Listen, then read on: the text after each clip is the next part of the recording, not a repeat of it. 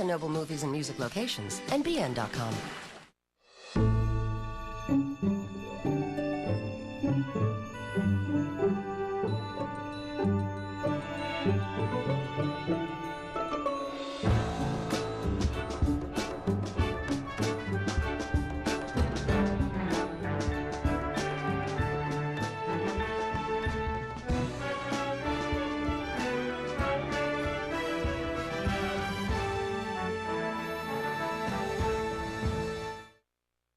Hi, I'm Robert Osborne.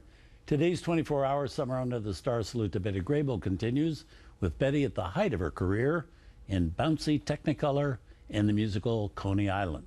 Movie released by 20th Century Fox when World War II was underway, and almost every locker of every GI in the world had a pin-up picture of Betty Grable hanging inside. That's what the boys were fighting for. The setting of the movie is turn-of-the-century New York City, with Betty playing a successful singer at a popular Coney Island saloon run by Cesar Romero. And all's fine until an old partner of Cesar Romero shows up, played by George Montgomery. And he's looking to get even with Romero for cheating him out of a business venture they'd recently had together. Well, understandably, Betty catches George Montgomery's eye, both personally and professionally, further frustrating Cesar Romero.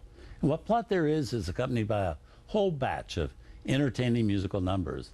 Betty Grable doing what audiences wanted from Betty Grable. 1943, by the way, was a huge year for Betty. The year before, she'd become a top 10 box office attraction, coming in at number 8 overall, and as the highest ranking female.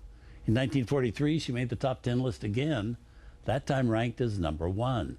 And she remained on that top 10 list through 1951, a run of 10 years in a row that to this day has only been accomplished by a handful of stars.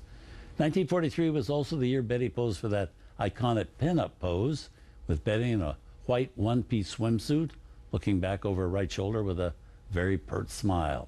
According to the Fox Studios, 5 million of those photos were requested by servicemen stationed all over the world.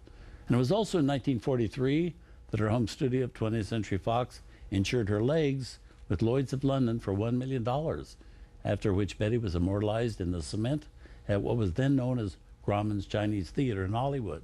Instead of following tradition and leaving images of her handprints and her footprints at the Chinese, Betty pressed one of her billion-dollar legs into the cement. Well, here's our film, also with Phil Silvers and Charles Winninger, Coney Island.